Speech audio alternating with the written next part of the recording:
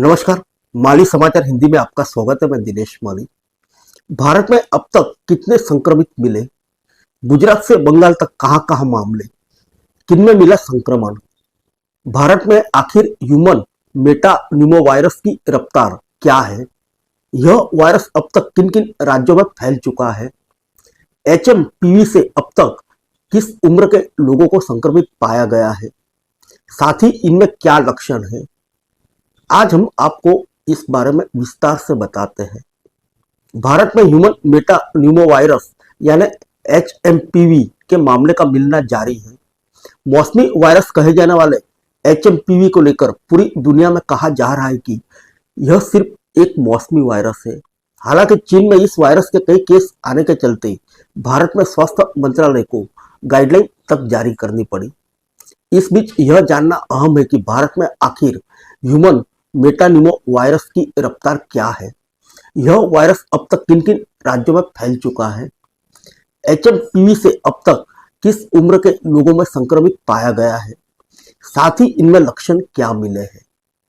आइए जानते हैं। सबसे पहले जानेंगे इस वायरस की भारत में रफ्तार के बारे में। भारत में ह्यूमन मेटानिमो वायरस का पहला मामला सोमवार को कर्नाटक के बंगलुरु में मिला था। तब से लेकर शुक्रवार शाम 10 जून तक भारत में कुल 13 लोगों के एचएमपीवी से संक्रमित मिलने की बात सामने आई है। अब जानते हैं किन किन राज्यों में आए हैं एचएमपीवी के मामले।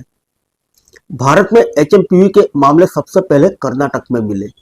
इसके बाद गुजरात, तमिलनाडु, महाराष्ट्र, असम, राजस्थान और पश्चिम बंगाल में भी ह्यूमन मेटानिमो वायरस के मामले मिलने की बात सामने आ चुकी है।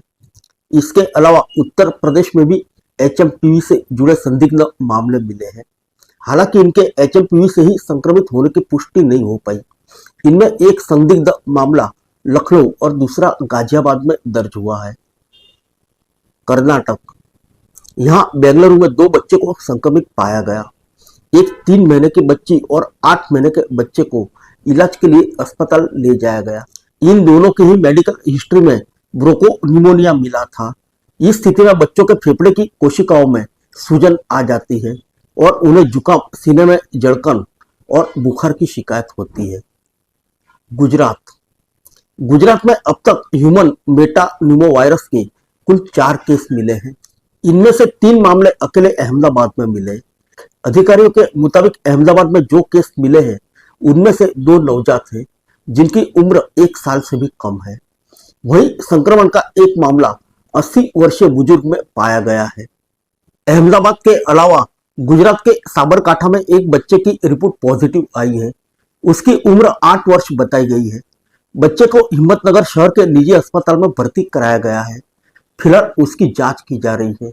अहमदाबाद में एचएमपीवी से सबसे पहले एक 3 महीने के बच्चे को संक्रमित पाया गया। उसमें जुकाम, बुखार के अलावा सांस लेने में समस्या और कफ की परेशानी भी दिखी। अहमदाबाद नगर निगम के चिकित्सा अधिकारी के मुताबिक शुरुआत में बच्चे को वेंटिलेटर पर रखा गया, जहां उसकी हालत में सुधार हुआ। उसके माता पिता राजस्थान के डूंगरपुर के रहने वाले हैं। वहीं गुजरात में सबसे ताजा चौथा केस यानी एक 9 महीने के बच्चे में पाया गया।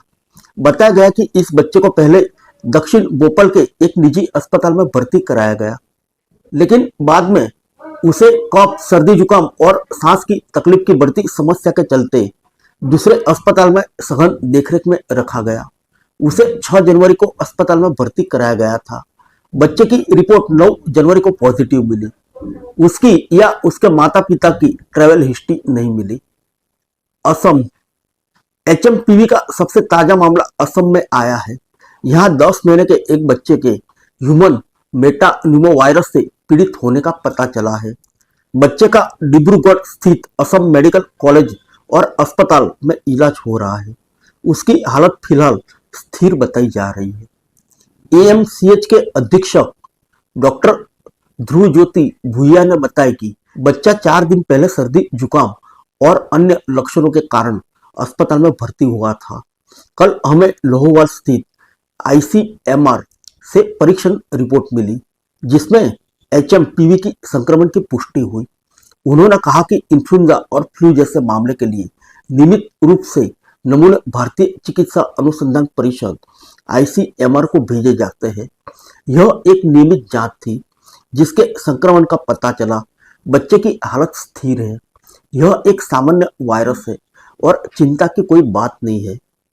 महाराष्ट्र महाराष्ट्र में ह्यूमन मेटान्यूमोवायरस के कुल 3 केस मिल चुके हैं। इनमें नागपुर में एक 7 साल के और एक 13 साल के बच्चे में एचएमपीवी संक्रमण पाया गया है। दोनों को ही जुकाम बुखार की शिकायत देखी गई थी। इसके अलावा मुंबई में जिस बच्चे को संक्रमित पाया गया है उसकी उम्र 6 महीने बताई गई है। बच्चे को जुकाम बुखार के अलावा सीने में जकड़न की शिकायत थी। इसके अलावा उसका ऑक्सीजन लेवल भी 84% तक आ गया था। हालांकि उसकी स्थिति में सुधार होने के बाद उसे डिस्चार्ज कर दिया। तमिलनाडु तमिलनाडु में 2 लोगों में ह्यूमन मेटान्यूमो वायरस यानी एचएमपीवी की पुष्टि हुई है। इसमें एक 45 वर्षीय शख्स तो चेन्नई का रहने वाला है। दूसरे व्यक्ति की उम्र 69 वर्ष है। वह सलेम का रहने वाला है। यह शख्स पहले कैंसर, हाई ब्लड प्रेशर और डायबिटीज से पीड़ित था। दोनों की स्थिति स्थिर बनी हुई है। राजस्थान में एचएमपीवी के 2 मामले मिलने की बात सामने आई है।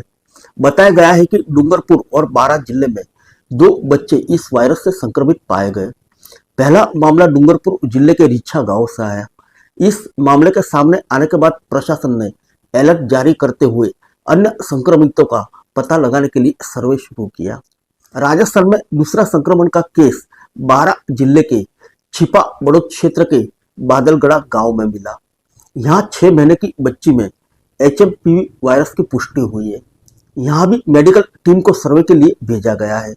यह टीम जांच कर रही है कि बाकी लोगों में वायरस से जुड़े लक्षण तो नहीं दिख रहे। उत्तर प्रदेश दूसरी तरफ उत्तर प्रदेश में भी एचएमपीवी के 2 संदिग्ध केस मिले हैं। इनमें एक संदिग्ध मामला लखनऊ तो दूसरा गाजियाबाद में मिलने की बात सामने आई है। लखनऊ में एचएमपीवी से जुड़े लक्षण एक 60 वर्षीय महिला में देखे गए। गाजियाबाद में भी एक 93 वर्षीय बुजुर्ग में एचएमपीवी से जुड़े लक्षण देखे गए। फिलहाल उनके सैंपल को दिल्ली एम्स में जांच के लिए भेजा गया है। बुजुर्ग को सांस की समस्या हुई थी। उसकी कोई ट्रैवल हिस्ट्री नहीं मिली। पश्चिम बंगाल में नवंबर से लेकर अब तक एचएमपीवी के 30 से ज्यादा केस आने से जुड़े दावे हुए हैं।